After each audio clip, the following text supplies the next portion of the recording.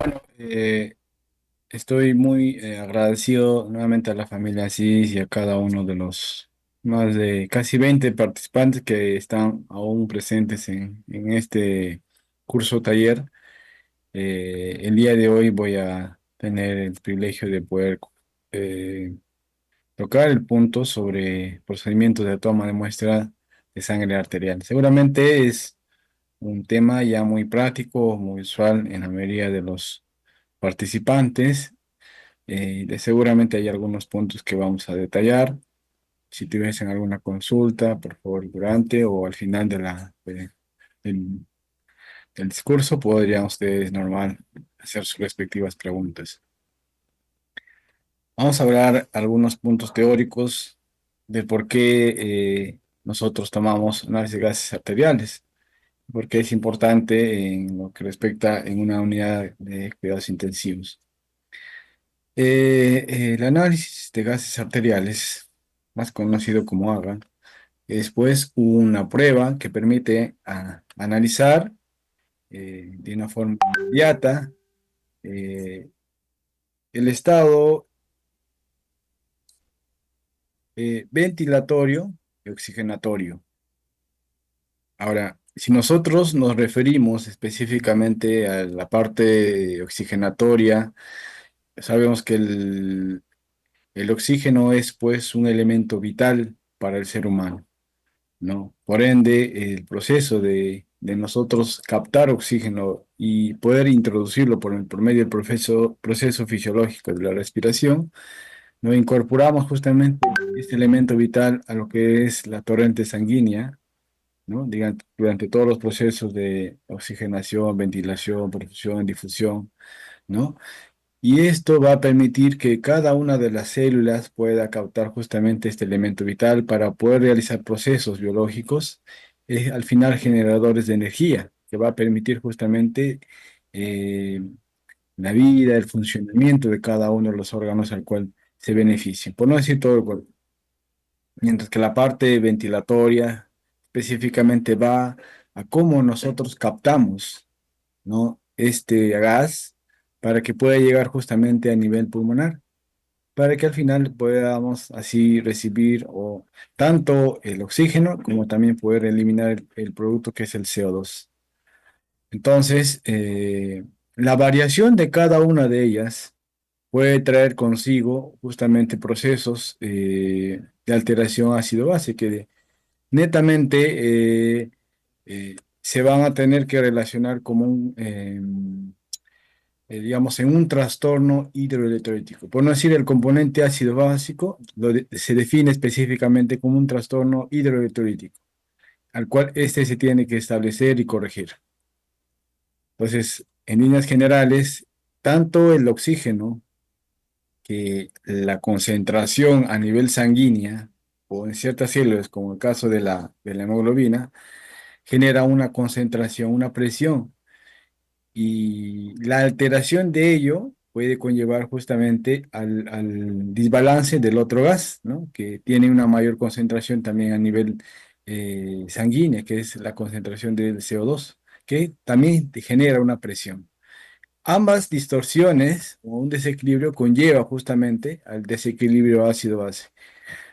Un ejemplo, mientras más se acumule concentración de la presión de CO2, puede generarse justamente una alteración del bicarbonato y por ende una disminución o alteración de acuerdo a los procesos que puede generar la concentración de hidrogeniones, ¿no? Entonces, es todo un proceso, tanto, digamos, el proceso fisiológico de nosotros introducir oxígeno o también eliminar lo que es el componente CO2. Ambos repercuten justamente en el proceso de lo que es el estado ácido base. Por eso vamos a ver justamente en cada uno de estos puntos, seguramente en estas ponencias y en las siguientes, digamos, puntos como es la saturación arterial de oxígeno, la presión parcial de oxígeno, la presión parcial del dióxido de carbono, que son partes justamente de la oxigenación y que repercuten justamente en lo que es la ventilación. Y ambos van a conllevar a, digamos, variaciones en lo que respecta a la concentración de iones de hidrógeno, lo que conocemos como el pH. Eh, Sabemos que podemos extraer dos tipos de sangres para poder nosotros hacer el análisis de gases, ¿no? Específicamente podemos tomar inclusive análisis de gases venosas, que estas, a diferencia de la arterial, describen justamente el consumo de oxígeno a nivel celular, o sea, del producto del consumo a nivel celular, ¿no? Estos pueden ser tomados ya sean por vías centrales o periféricas o también mixtas cuando son, digamos, obtenidas por lúmenes de catéteres de arteria pulmonar. Podemos evaluar ahí la saturación venosa central de oxígeno, ¿no? Que regularmente el valor del componente de la saturación venosa de oxígeno podría bordear el 70%, ¿no? De la concentración de oxígeno. Mientras disminuya ese valor, por ejemplo, 65% menor de ello, nos puede indicar justamente que hay un proceso de una oxigenación tisular deficiente, ¿no? En cualquier órgano en el cual quizás pueda repercutir posteriormente por este proceso. Entonces, y así también lo que respecta a lo que es la evaluación de la presión venosa de la concentración del dióxido de carbono, ¿no? Entonces, igual su valor referencial puede ser pues entre 35 y 45 milímetros de mercurio, ¿no? Estamos hablando de presión, entonces, del CO2, entonces, un aumento o una disminución puede, por ende, puede traer una interpretación. Pero netamente esto es ya del proceso de cómo se ha recibido el oxígeno, ¿no? Previamente que se ha administrado. La otra es exclusivamente lo que es el análisis de gases arteriales, donde vamos a ver algunas indicaciones cuando hay una sospecha, caso un paciente entra por emergencia o el paciente de una unidad de cuidados intensivos empieza a tener un trastorno ácido-base, ¿no? Cual también se le hace un seguimiento, se puede tomar gasometrías cada 8 horas, cada 12 horas, de acuerdo a las necesidades que se puedan requerir.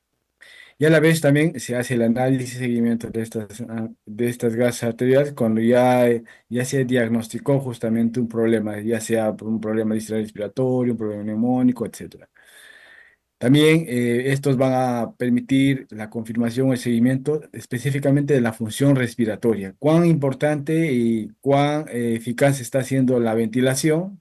Ejemplo, frecuencia respiratoria, el volumen tidal correcto que el paciente podría estar, digamos, teniendo en ese momento o recibiendo, ya sea por medio del ventilador mecánico, que estos puedan ser modificados al poder realizar una toma de análisis gases arteriales.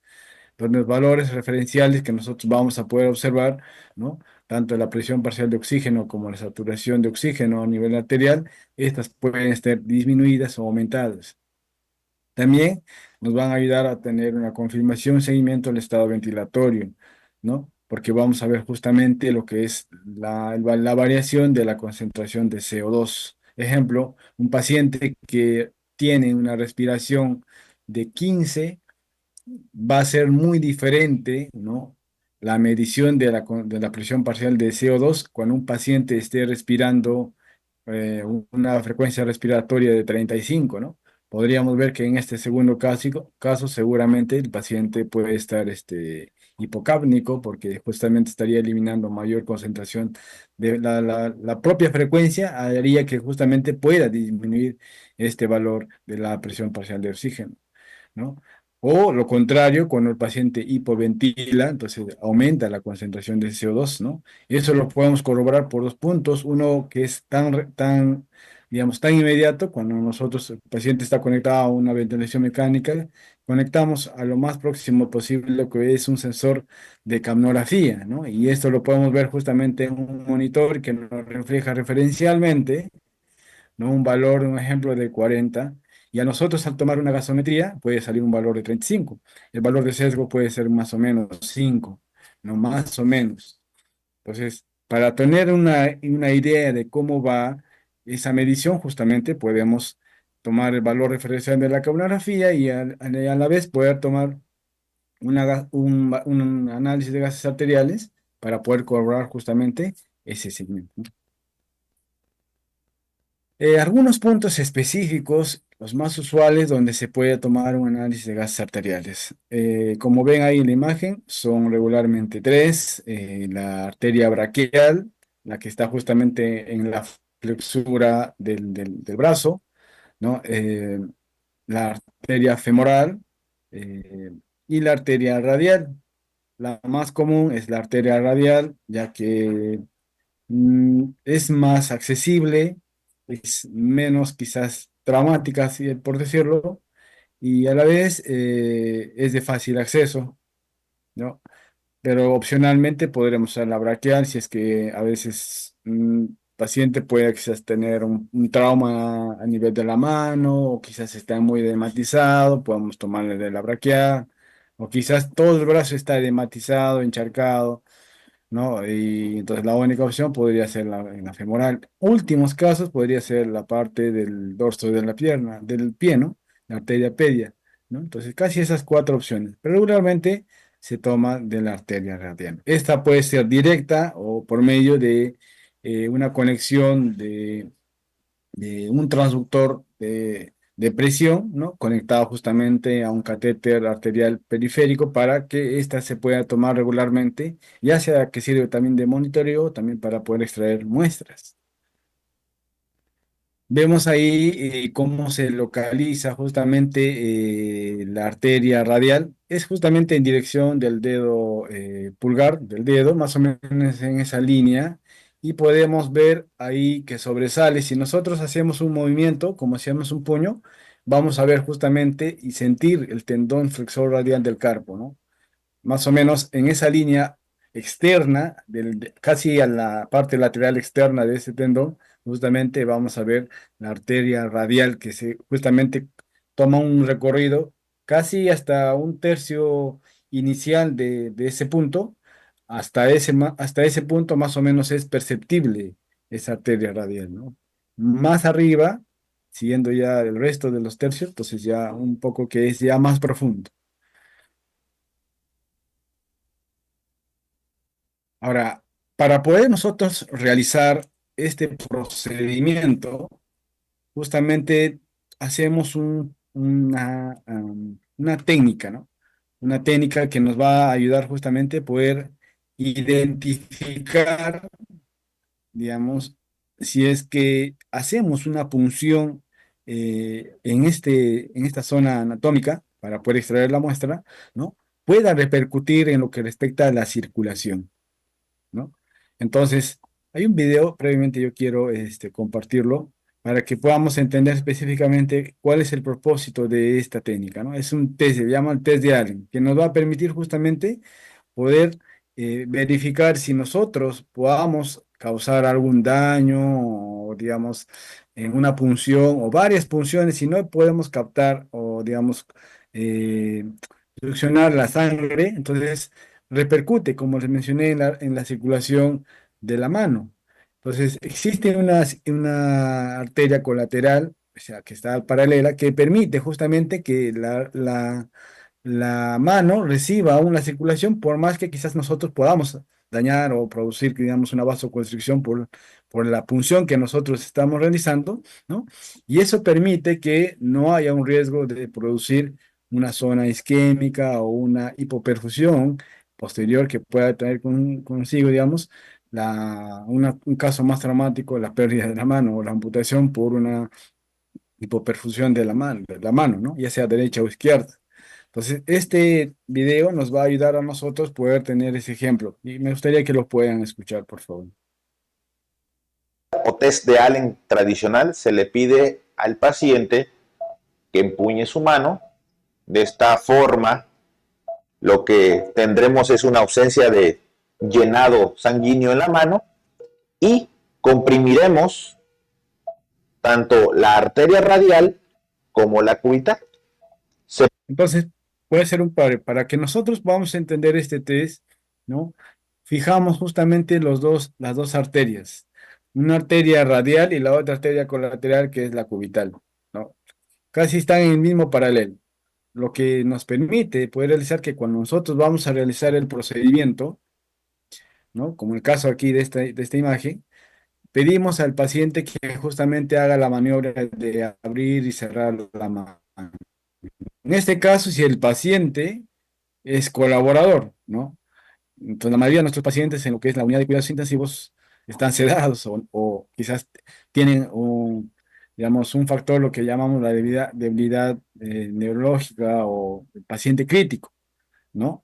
Entonces, es ahí donde vamos a tomar otra medida. Pero en el caso del paciente es colaborador, pediríamos justamente que haga un puño, que va al cierre y que cierre por un momento y nosotros justamente hacíamos la maniobra de poder presionar ambas arterias para que cuando lo hagamos, justamente la mano ya propiamente del paciente ya no tome una coloración medio roja, como que sirve como si estuviese, digamos, en una eh, circulación normal, ¿no?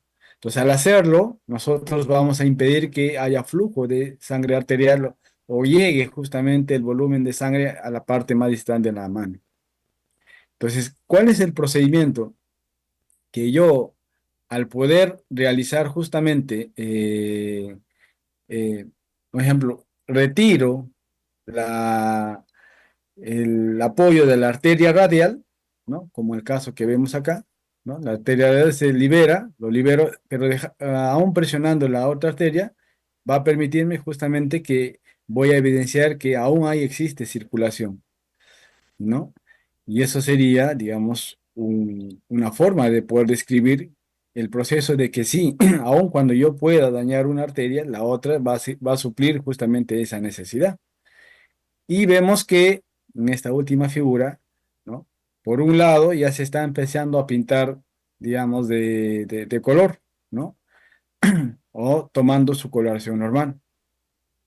Entonces puedo volver a poder corroborar ello presionando nuevamente y ahora soltando la otra arteria. O sea, ya no, ya no suelto la arteria radial, sino la arteria cubital, porque quiero que la arteria cubital me permita poder saber que existe flujo aun cuando yo dañe la arteria radial. Entonces, me permiten, como este ejemplo, ¿no? Estoy presionando la arteria radial suponiendo que podría estar, digamos, ocluida con una vasoconstricción arterial, ¿no? Entonces, va a permitirme que la otra arteria va a suplir justamente esa necesidad. Y vemos que aquí poco a poco se va llenando de una coloración normal. Entonces, es dable que sí existe una muy buena circulación en esa mano. Para complementar la idea, vamos ahora con lo que respecta en el caso de un paciente que no tiene justamente esa posibilidad de apoyarnos, ya sea presionando o colocando en una muy buena posición la mano para realizar el procedimiento. Entonces, ¿qué es lo que vamos a hacer? Ahora sigamos viendo el video. O test de Allen tradicional, se le pide al paciente que empuñe su mano. De esta forma, lo que tendremos es una ausencia de llenado sanguíneo en la mano y comprimiremos tanto la arteria radial como la cubital. Se presionará fuertemente, se pide al paciente que haga la mano, vean cómo está blanca, y voy a quitar la presión en la arteria radial y vean cómo cambia de color mi mano a una coloración rosada. Es decir, la circulación vuelve y es óptima por solamente la arteria radial. Ahora vamos a hacer nuevamente la misma maniobra, pedirle al paciente que empuñe la mano, volvemos a hacer una compresión de ambas arterias, vean cómo está blanca mi mano. Ahora lo que voy a hacer es quitar la arteria cubital y vean cómo mejora mi circulación. Esto se debe ocurrir en menos o igual de 5 segundos. Si tarda más de 5 segundos, ojo, hay alguna alteración en la circulación. Pero esto que acabo de realizar no se puede hacer como tal en los pacientes que están bajo ventilación mecánica porque no pueden cooperar al hacer el movimiento. Entonces la pregunta aquí es cómo realizar este test o maniobra de Allen. En pacientes que estén bajo ventilación mecánica tienen el pulsoxímetro para estar monitoreando continuamente la saturación y la onda de pletismografía. sin hacer tanto énfasis en otras utilidades en la pletismografía, vamos a usarla en estos momentos para ver el flujo de ambas arterias, tanto radial como cubital, y poder entonces asegurarnos que tengamos un buen flujo colateral y una buena dominancia regularmente de la arteria radial, aunque puede ser o en algunos codominancia o a veces inclusive de la cubital, pero vamos a hacerlo de esta forma. Ahora vamos a comprimir al mismo tiempo las dos arterias y vean ustedes cómo pierde entonces onda de pletismografía.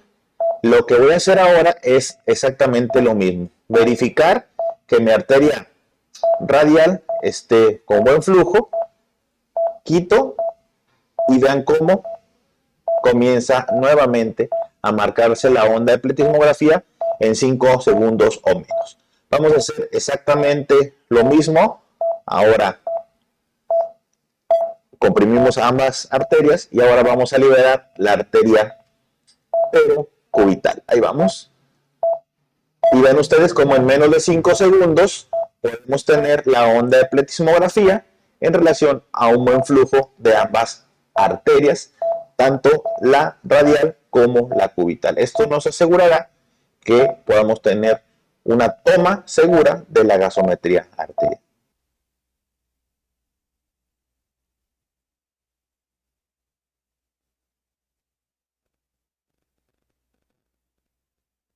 Entonces, muy claro con el video para poder entender justamente la forma en la cual nosotros podamos interpretar justamente la efectividad del test de Allen, ¿no? En pacientes justamente que puedan tener, digamos, un tipo de alteración, ya sea que estos puedan estar en ese momento quizás con un problema de coagulación o un problema con un shock séptico, ¿no? O por la propia edad inclusive puede repercutir justamente en que hacer una punción traumática en esa zona radial puede repercutir justamente en la perfusión de esa mano y repercutir posteriormente, ¿no? En que pueda empeorar.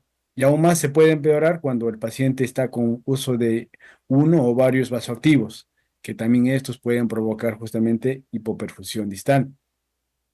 También está indicado hacer continuamente este test de Allen, así por decirlo, cuando un paciente se ha colocado una línea arterial a nivel de la arteria radial. Entonces, para aún mantener y evidenciar que justamente, aun cuando permanezca este catéter en ese procedimiento durante todo el monitoreo hemodinámico que se podría dar, ¿no? Entonces se mantiene el saturómetro o el pulsoxímetro en esa mano, en uno de los dedos de la mano que nosotros estemos, digamos, o el paciente esté colocado su catéter de línea arterial. Y esto nos va a permitir justamente que podamos tener la viabilidad, ¿no? O que el saturador o el pulsoxímetro capte justamente una muy buena saturación, a pesar que se mantenga por buena cantidad de tiempo, ya sea 3 o 7 días, de acuerdo a la disponibilidad que se puede dar, ¿no? De este catéter arterial periférico, ya sea para monitoreo o también para tomar las muestras. O test. Entonces, eso es el test de Allen. Una vez que ya hayamos corroborado por medio de este test, ya hemos seleccionado quizás el punto de arterial, radial o cubital o femoral o pedia, ¿de acuerdo? Entonces debemos nosotros preparar y alistar todos nuestros materiales. Para ello, nosotros tenemos que, digamos, usar ciertos materiales que va justamente de los equipos de protección personal hasta los materiales que vamos a usar en lo que respecta para la desinfección del punto de inserción. Dentro de ellos ya, porque de hecho debemos tener una gorra, una mascarilla, una bata, que son parte de, como les mencioné, el equipo de protección personal, ¿no? Los guantes, importantísimos, eh, si de preferencia que sean quirúrgicos o si no es que no disponemos, al menos unos guantes limpios que sean lo ideal, y aquí un punto importante, que no deben estar ni tan flojos ni tan presionados, ¿no? Que sean de estandarizados para nuestra mano, porque a veces utilizando inclusive unos guantes muy grandes, estaríamos más pensando que se está soltando o no, y ¿no? Justamente la comodidad de nuestra mano con el guante. También una jeringa, la jeringa de 1 centímetro de tuberculina o de insulina, como queramos llamarlo, torunas de algodón, heparina, que regularmente es de 5.000 unidades sobre 1 mililitro, y una cinta adhesiva ya cuando nosotros vamos a realizar la punción. Esto es cuando vamos a realizar una punción en un paciente que no tenga una línea arterial, pero es diferente o casi similar al procedimiento cuando realizamos justamente la extracción ya cuando el paciente tiene un punto arterial para poder retirar la muestra.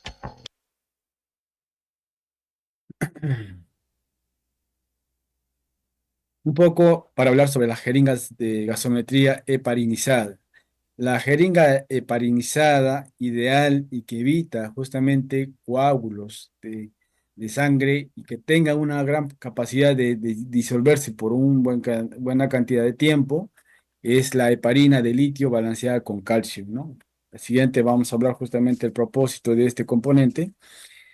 Todas las jeringas heparinizadas para gasometría tienen la característica, como el resto de las jeringas, de ser de polipropileno. Es un plástico específico, duro, capaz de poder resistir inclusive ciertos tipos de temperaturas, como en el caso del frío, y evitan que sean impermeables, o sea, que impiden el paso del agua de un lugar a otro, o sea, de la parte interna a la externa, ¿no? Estas son llamadas de alta densidad porque tienen la capacidad de contener dentro de ellos, digamos, componentes de gas, como el caso arteriales, gases arteriales, CO2, oxígeno, y también cierta cantidad de electrolitos. Eh, Tienen por sí también una membrana de ventilación que facilita el purgado. Algunos tienen un puchón donde justamente al presionar permiten la salida del gas o de las burbujas y se cierran o se colapsan rápidamente. Hay algunos, como vemos aquí, son los más comunes, ¿no? Tienen una aguja número 23 si no me equivoco, ¿no? Y tiene para la punción, tienen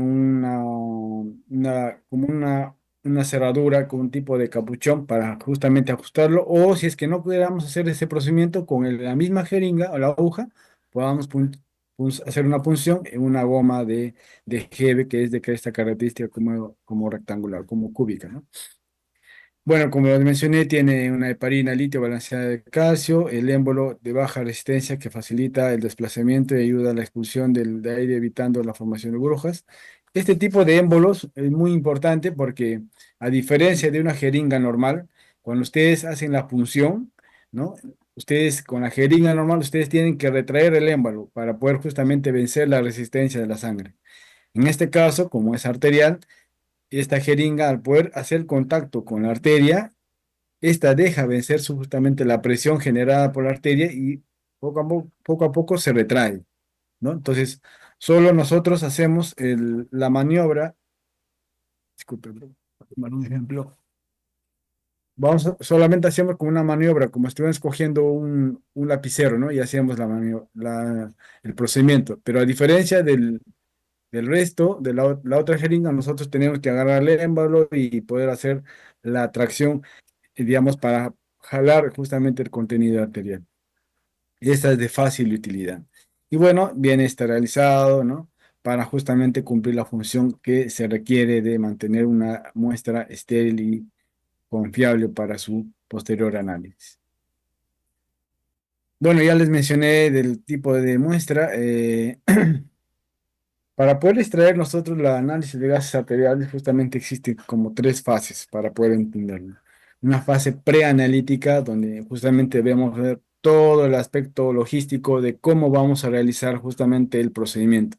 Materiales, personal, equipamiento y toda la disponibilidad que nosotros podamos tener para realizar justamente la actividad o sacar la muestra.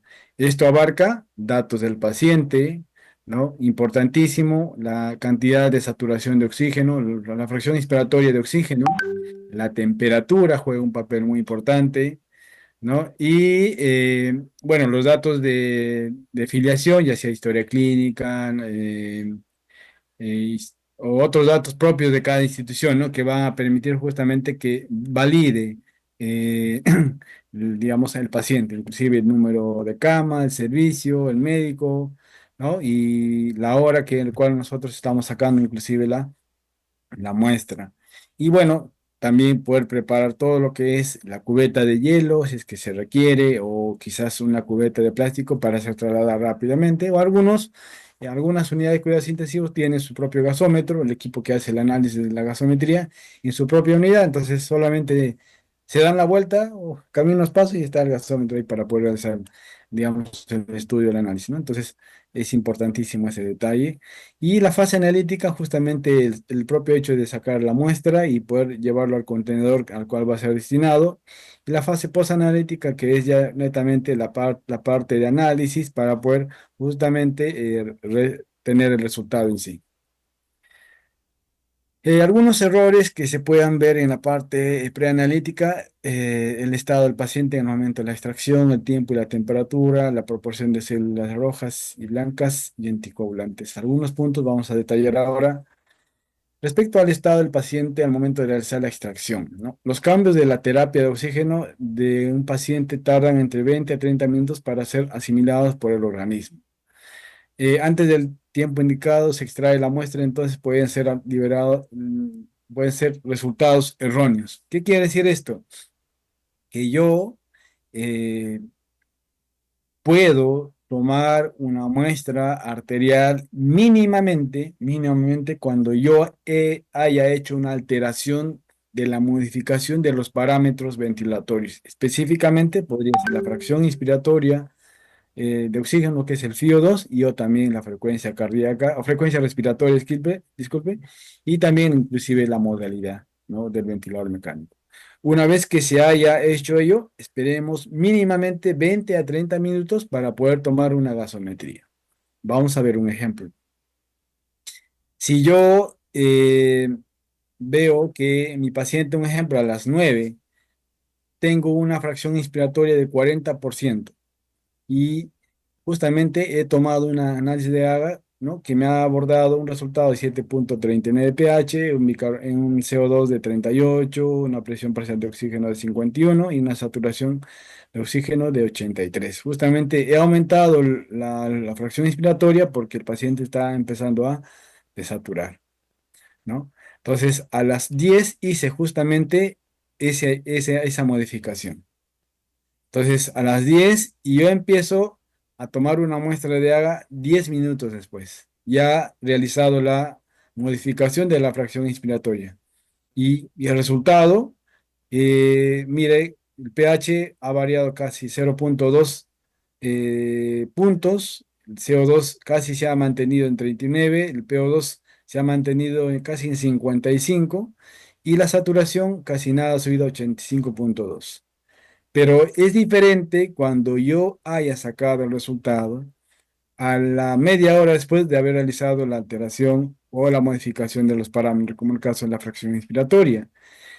Se ha mantenido el 50%, el pH, mire, se ha mantenido en 7,4, la CO2 de 38 se ha mantenido casi a 40, que está casi en un rango normal.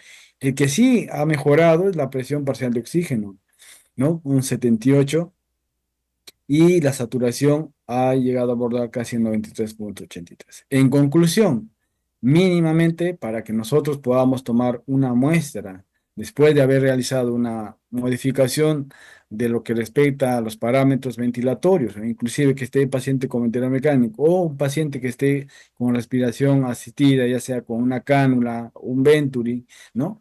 Cerciorarnos que haya pasado más o mínimamente ese espacio para que posteriormente podamos tener un resultado más fidedigno. Otro es la temperatura. Lo ideal es que una vez retirado el análisis, digamos, obtenido justamente la muestra mínimamente para su análisis, y si es que éste no esté protegido por una temperatura o esté almacenado en una temperatura bajo cero o que esté bordeando más o menos temperaturas bajas, ¿no? Deben ser analizadas máximo entre 10 y 15 minutos, ya que posteriormente puede atraer alteraciones, ¿no? Entonces, entre más tiempo transcurra, aumentan los factores que pueden interferir en los análisis del resultado. La temperatura altera la solubilidad de gases, ¿no? Y aumenta o disminuye el metabolismo post-extracción. Sabemos que la hemoglobina, por ser una célula viva, aun cuando esté en ese recipiente pequeño de jeringa que nosotros tengamos, sigue realizando sus procesos metabólicos. No es que se para y dijimos, bueno, nos están tomando la muestra y no hay que movernos. No, no. La, el, digamos, la hemoglobina sigue realizando los procesos metabólicos, ¿no? Mantiene oxígeno, se une con el bicarbonato, aumenta, libera hidrogeniones, genera bicarbonato, entonces todo un proceso se continúa aún. Y si mantengamos o se mantiene gran cantidad de tiempo, entonces ese proceso puede traer una alteración justamente del resultado. La cantidad de células rojas o blancas. El conteo de leucocitos en una muestra causará la disminución de la presión parcial de oxígeno debido al consumo de dicho gas por el metabolismo de estas. Ejemplo, vamos a ver un ejemplo. El día uno, un paciente que tenga unos leucocitos que estén bordeando casi los 800.000, miren, ¿no? Una presión parcial de 3, o sea, casi un paciente casi muerto, literalmente. Una saturación de 1, un CO2 de 53, un pH 7,2. Y miren que a medida que pasen los días, los leucocitos, en teoría, están disminuyendo. Vamos al día 11, casi ha disminuido casi un 70%, podría ser, 240.000 de leucocitos. Mira el PO2, ha aumentado de lo que no tenía casi nada, ha aumentado a 35, una saturación de 20, CO2 de 25 y un pH de 7,43. Y para el día 15, miren, casi está bordeando los 71.500 de leucocitos, ¿no? Una presión arterial de oxígeno de 70, una saturación de 95, la presión de CO2 de 32, un pH 7,3, casi normal. En conclusión, a medida que pasen los días, la concentración de leucocitos, especialmente con las células blancas, pueden alterar o repercutir justamente en lo que es las concentraciones de oxígeno. Y aquí, un poco más claro, que a medida que aumenta la cantidad de leucocitos, ¿no? Puede justamente repercutir en lo que respecta a la disminución, ¿no? Disminución de lo que es la presión parcial de oxígeno.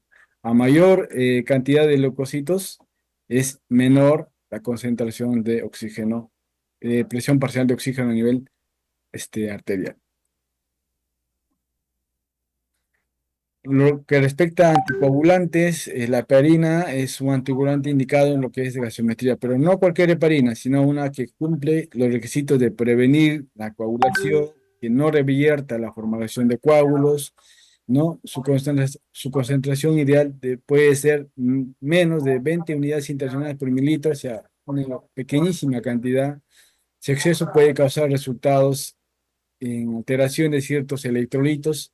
Se debe garantizar la mezcla de la heparina con la muestra que se obtiene una vez homogenizada, ¿no? Entonces, lo ideal es que no debe transcurrir mucho tiempo para que esta pueda ser, digamos, tratada y analizada, porque si no se puede coagular. Entonces, la heparina sódica es, pues, quizás la otra opción que se podría tener, ¿no? A la otra que hemos hablado, la heparina ionizada con calcio, ¿no? Con densidad baja de calcio, ¿no? Pero la que regularmente nosotros conocemos o usamos a veces es la heparina sódica, ¿no?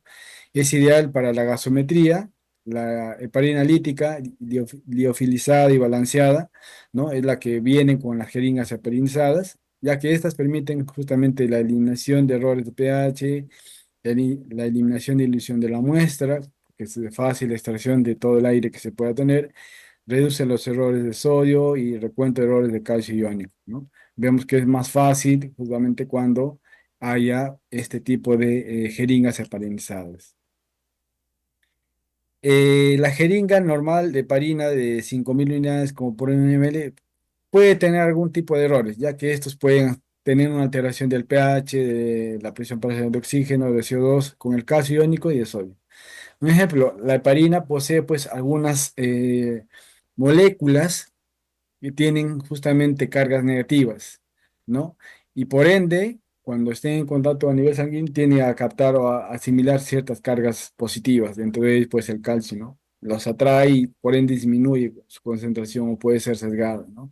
Entonces, cuando hay una muestra puede haber un efecto secuestro justamente de esos iones, justamente con el calcio, ¿no? Que va a permitir justamente que puedan tener un valor sesgado. Y ustedes saben que el calcio juega un papel importante cuando hay una alteración ácido-base, inclusivamente cuando uno quiere sacar el resultado del anion gap, ¿no? Porque nos va a permitir justamente ver un disturbio, lo que es la alcalosis o acidosis metabólica, ¿no? Pues nosotros podemos hacer la diferencia.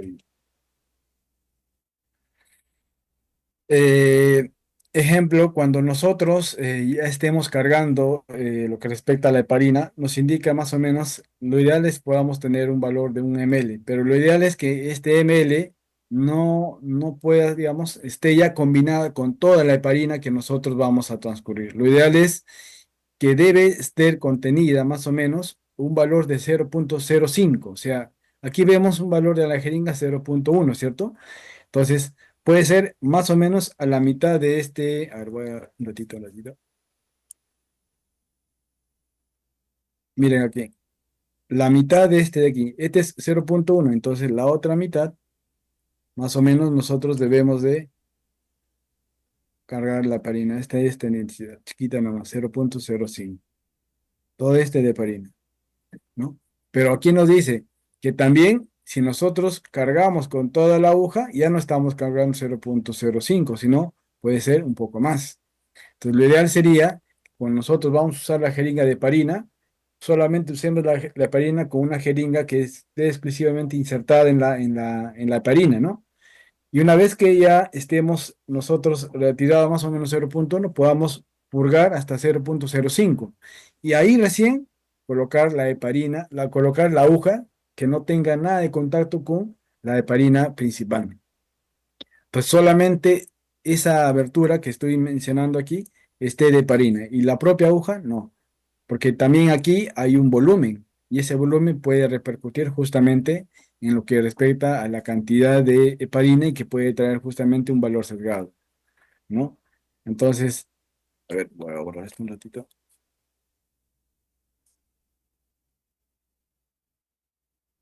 Entonces, un ejemplo, si un paciente puede tener de sodio, que también tiene una carga positiva de 140, cuando nosotros extraigamos mayor cantidad o cargamos con mayor cantidad de esta heparina, podría tener posteriormente en la muestra una cantidad de 130, o sea, un valor referencial bajo, o sea, un valor casi sesgado, ¿no? Entonces, se sugiere que tengan una carga más o menos 0,05, un valor más o menos. Máximo 0,01. Máximo 0,01. ¿Ya? Un valor ahí, pero les invito que la jeringa, que la punta de la aguja no esté empapada con heparina, porque también aumentaría el valor de este componente. Bueno, aquí para poder igual, ¿no? Con la heparina justamente puede haber una variación inclusive de retirar más o menos 6 milímetros miliequivalentes, o algunos casos puede traer un efecto no tanto de secuestro, sino de aumentar y puede ser un valor 146. Por eso tiene un valor casi de sesgo. Entonces lo ideal sería más o menos tener esa referencia de 0,05 máximo 0,01 del contenido sin digamos, el empapar toda la heparina con la aguja en sí.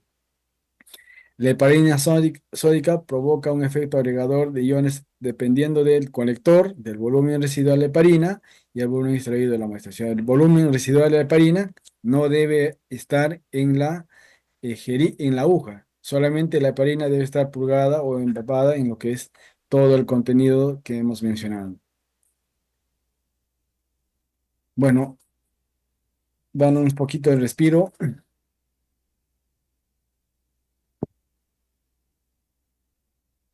Bueno, una vez que se haya obtenido la muestra de la jeringa, el siguiente procedimiento es homogenizar. Significa poder hacer que todo el contenido de la muestra se diluya, se diluya.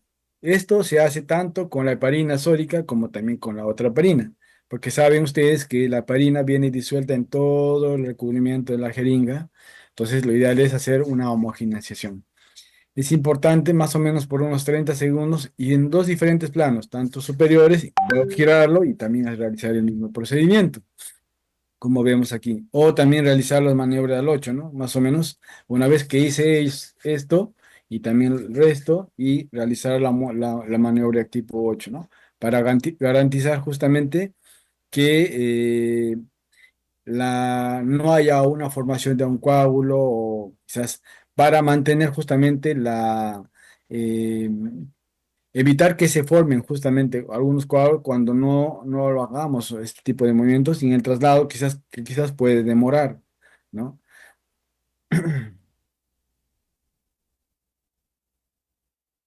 Ahora, respecto al almacenamiento, sé que a veces eh, trasladar las muestras de sangre se nos hace un poco tedioso porque no son solamente un paciente, sino son 12 o a veces la mitad de los 12 están quizás con AGA, entonces tenemos que esperar que el médico pues tome el AGA por cada paciente, que a veces se demora entre 5 minutos, ¿no? Por 6 pacientes, pónganse media hora, tenemos que esperar. Entonces tenemos que buscar un almacenamiento para poder mantener la buena muestra que se ha obtenido de lo que es a nivel arterial. La muestra debe ser analizada cuanto antes para evitar consumo de oxígeno por la hemoglobina, producción de CO2 por el proceso del consumo del oxígeno y disminución del pH por el metabolismo, ¿no? De la unión digamos, ya sea del oxígeno con el bicarbonato que se libera CO2 y hidrogenio, entonces todo un proceso. Entonces todo se tiene que alterar. Para ello, se debe estabilizar la temperatura ambiente más o menos hasta 30 minutos. Máximo, entonces podamos tener, digamos, la muestra ambientalmente 30 minutos, pero 30 minutos es muy riesgoso. Hasta 15 minutos casi es lo tolerable. Algunas bibliografías, como este caso, ¿no? 30 minutos nos permite poder tener una muestra. Pero esto sí, siempre y cuando es una jeringa heparinizada para ese propósito. Pero si nosotros lo hayamos preparado con la otra jeringa, debe ser casi de inmediato, máximo 15 minutos. Ahora, si el análisis va a tardar más de 30 minutos, se recomienda colocar en cadena en frío regularmente en chupeteras, ¿no? O en coolers, donde justamente podamos colocar cubetas de hielo, ¿no? Como si estuviéramos protegiendo una vacuna, ¿no? Colocar las muestras ya rotuladas, ¿no? Y no en contacto directo con el hielo, sino poder colocar quizás un protector, quizás un papel o una hoja jabón normal que permita justamente que haya aún el ambiente que esté justamente en cadena en frío, ¿no? Porque si ponemos directamente, puede hacer que la muestra se congele, ¿no? Y pueda justamente ahí sí distorsionar o alterar justamente el proceso, ya que esperemos que se descongele y el proceso puede ser más lento. El tiempo máximo entre extravasación y análisis no debe sobrepasar los 60 minutos. Una vez que lo hayamos ponido en cadena en frío, tolera más o menos una hora ese procedimiento. La refrigeración ayuda a preservar el pH, el PCO2, presión parcial de oxígeno, glucosa y lactato, ¿no? Haciendo que este sea un anaerobismo estricto, o sea, se inactive justamente el proceso de metabolismo por realizar este procedimiento. Bajas temperaturas causan dilatación del material, facilitando la difusión de la presión parcial de oxígeno en el área mental. O sea, a mayor temperatura, inclusive con este tipo de plásticos, puede favorecer inclusive a que haya una mayor concentración de oxígeno, por ende, una distorsión de la muestra. En este exclusivamente en jeringas que no tengan justamente este propósito, jeringas normales. Y hielo puede causar cambios en el potasio, el sodio puede ser hemólisis celular, siempre y cuando sean con las jeringas que no tengan este propósito. Pero las otras sí, y con el tip que le estoy mencionando, deben colocar un papelito, ¿no? En la base del cooler con el hielo y ahí colocar la muestra y taparlo y mantenerlo intacto. La extracción de accesos catéteres, las líneas arteriales deben ser lavadas adecuadamente para evitar la interferencia del residuo medicamentoso. Y descartar 2 veces el volumen muerto de catéter es suficiente para prevenir interferencia de esa naturaleza. ¿Qué quiere decir eso? De que de la punta de la inserción, más o menos hasta la salida de la llave, más o menos hay un volumen de 3 cc. Entonces, ustedes pueden jalar 3 cc de ese volumen, ¿no? y recién ahí sacar la muestra ya con la jeringa que tenga el propósito de ser jeringa de Haga o la jeringa que nosotros hemos bañado con lo que respecta eh, la jeringa con heparina sódica. Una vez que ya hayamos extraído la muestra, ¿no? Lo ideal es que no volvamos a meter pues, la sangre, porque quizás pueda estar ahí, no sé, un riesgo que se puede infectar. Hay algunos que sí lo hacen, pero mi recomendación es que no lo hagan porque a veces el propio manipulación, quizás la anterior que hayan tomado no ha sido eficaz al realizar una muy buena eh, maniobra, al realizar el procedimiento, entonces ustedes estarían introduciendo ese posible riesgo de que no haya sido una buena manipulación y estarían, digamos, introduciendo cierta cantidad de riesgo de infección. Entonces, lo ideal es descartarlo, ¿no? Y purgarlo con el flash que puede haber, digamos, de la línea arterial, ¿no? Bueno, aquí hay un ejemplo, ¿no? La extracción de un catéter, volumen. La primera, si yo le saco solamente directamente unos 2 3 centímetros, miren un ejemplo, con la primera puede tener un valor referencial de pH 7,4, la segunda 7,41 y otras muestras después de ello pueden traer un valor sesgado también, ¿no? Entonces, la idea, la sugerencia aquí es, ¿no? Sacar mínimamente 3 centímetros o si quieren sacar 3 y otros 2 adicionales, ¿no? Que van a permitir una mejor cantidad, ¿no? Entonces nosotros podamos tener justamente la muestra directa de sangre y no combinada con un cloruro que pueda estar, digamos, como fluido que esté eh, purgando justamente la línea. La contaminación de burbujas se puede deber que la contaminación por burbujas tiene una trascendencia imprevisible. Hay que darnos cuenta, sí, justamente cuando sacamos la muestra y lo tengamos como, digamos, abierto al medio ambiente, o sea, no colocamos la jeringa que nosotros hemos sacado con la aguja y no lo ponemos con una, digamos, con un objeto como el caucho, ¿no? Que nos permita justamente la interacción del ambiente con la muestra de sangre. Hay veces que he visto que a veces los personal de enfermería o también los médicos mandan a veces la muestra con la jeringa y la aguja, ¿no? Y se lo mandan y normal, y proviene el resultado, pero vemos que el resultado pues es recontramente sesgado, ya que puede haber un aumento o disminución de la presión parcial de oxígeno y también va a depender el número de tamaño de burbujas que pueden, digamos, sobresalir de la muestra, ¿no? Entonces esto va a depender justamente del tiempo de exposición y el contacto que se pueda tener con el ambiente o ya sea con las burbujas también.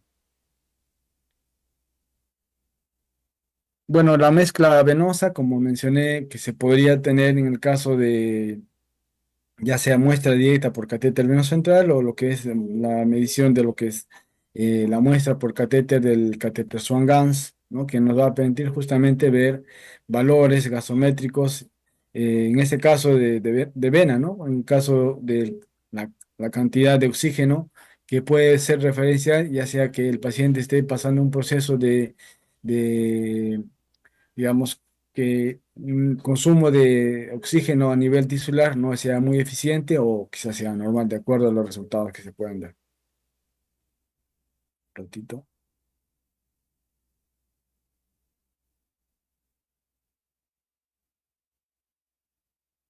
Bueno, en conclusión, la muestra con burbuja sin tapón en contacto con el aire o sin haber despreciado espacio muerto aproxima valores de los sanguíneos hacia el aire mental. O sea, si es que no está sellado con, ya sea con el capuchón de plástico o conectado a una punción de goma, ¿no? Posiblemente haya una interacción con el medio ambiente y por ende haya valores sesgados de la presión parcial de oxígeno. Muestra no está, si no está agitada, no se asegura el efecto anticoagulante de la heparina. Importante realizar las maniobras tanto en esta posición, luego girarlo y hacer la maniobra de lo hecho, más o menos 30 30 segundos cada uno. La muestra estacionada o sin refrigeración deben estar, digamos, hay que evitar la masificación, o sea, colocar una muestra, la otra, la otra, y vemos que ha pasado el tiempo y vemos que quizás nos podamos inclusive confundir, aun cuando estas no estén, digamos, bien rotuladas. El tiempo de extracción de la muestra, la jeringa, no debe tardar entre 10 a 15 minutos y es que estos han sido preparados con una jeringa con heparina sódica.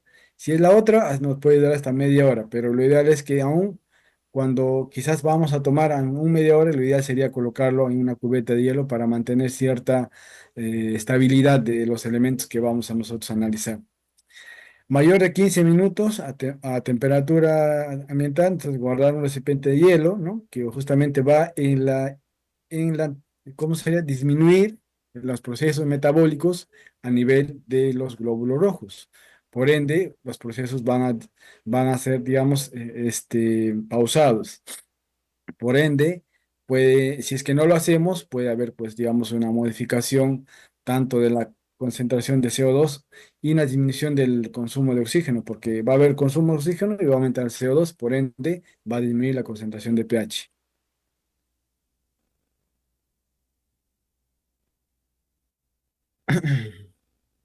Bueno, la última parte, ya que corresponde al gasómetro, el gasómetro es un equipo que va a permitir justamente el análisis de este tipo de muestras, ¿no? Pueden ser muestras venosas o arteriales, justamente ahí para poder rotularlo.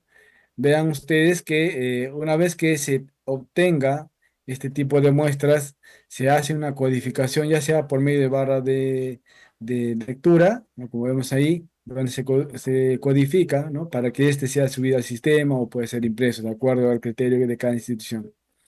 Entonces, un ejemplo, se tiene esta muestra, ¿no?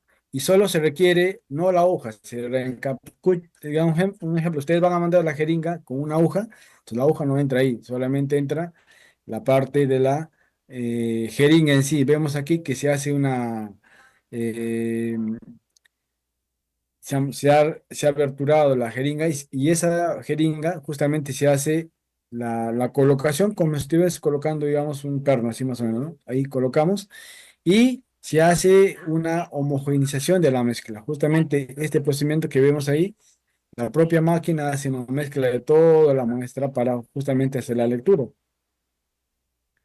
Una vez que se haya hecho esa maniobra, se hace, digamos, eh, la base de datos de qué análisis se quiere realizar. Justamente en la parte superior vemos todos los análisis de la gasometría que se va a realizar. Nos sale en verde porque todos estos están óptimos o hay reactivos en este tipo de análisis.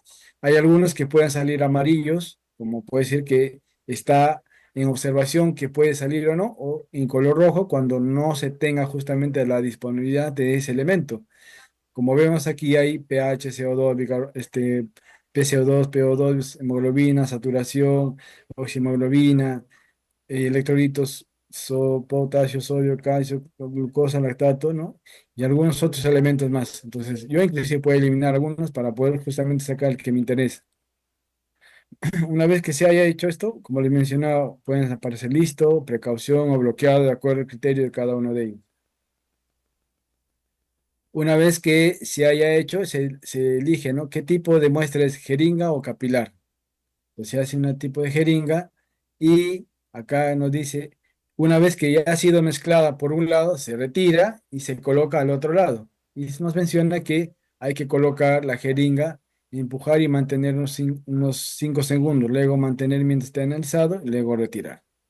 Vemos aquí que se ha mantenido la jeringa, se realiza cada uno de los análisis que está mencionando. Una vez que se haya hecho este procedimiento, nos pide los datos del paciente, puede ser la historia clínica, su nombre, nos pide también, acá nos dice el tipo de sangre y la temperatura, ¿no? Se codifica cada uno de ellos.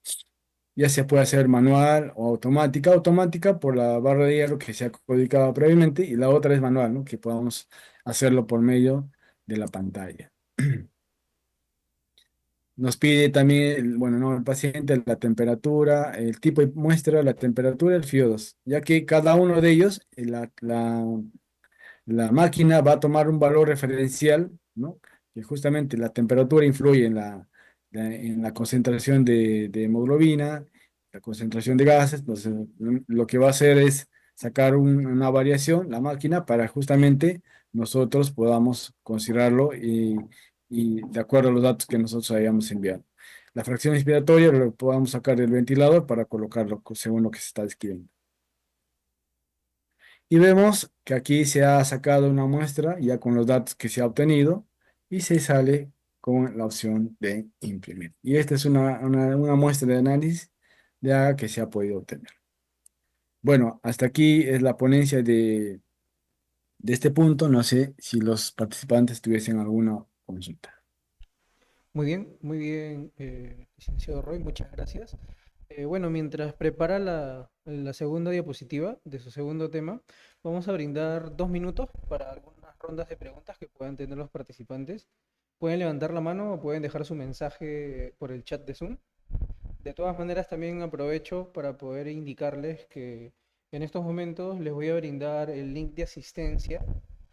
Por favor, solamente se debe registrar una sola vez, entonces por ello no es necesario registrarse varias veces, quizás le pueda aparecer un error si se registran más de 2 veces. Entonces, acabo de facilitarles por el chat de Zoom el link de asistencia para que puedan registrarse. Mientras prepara la segunda diapositiva, licenciado Roy, vamos a tomar esta ronda de preguntas, bueno, de 1 minuto más, para ver si hay algún participante que pueda tener algún tipo de consultas. Si gusta, también pueden levantar la mano para poderles activar el micro.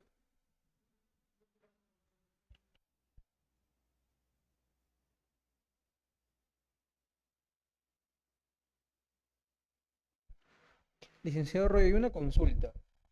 Indíqueme, Dígame. buenas tardes, ¿las jeringas son especiales para este procedimiento? Sí, las jeringas parinizadas para AGA, ¿no? Tienen diferentes nombres, jeringas para AGA o jeringas parinizadas para AGA, justamente tienen este propósito, porque tienen el componente de heparina, ¿no? Justamente de litio, que mantiene justamente valores de calcio normales, o que evitan justamente captar iones de carga positiva y que estos justamente pueden distorsionar algún valor específicamente de la gasometría. Y otro que mantienen la estabilidad de la muestra, son fáciles de usar, entonces, a diferencia de la jeringa de heparina que nosotros lo cargamos, tiene riesgo justamente de que nos podamos inclusive causar un daño laboral, ¿no? Punzarnos quizás por la tanta maniobra que podamos tener, porque vamos a adaptar justamente la punción con una goma, ¿no? A diferencia que la otra viene más fácil para colocarlo. También, como les mencioné al momento de sacar la muestra, la propia jeringa de AGA tiene su propia punción al realizarlo y justamente se retrae el émbolo para justamente captar una medida exacta, ¿no? Mientras que en el otro tenemos que hacer todo el trabajo nosotros. Muy bien, licenciado Roy, muchas gracias. Ujú. Bueno, en todo caso, le doy pase para que pueda iniciar con la segunda ponencia.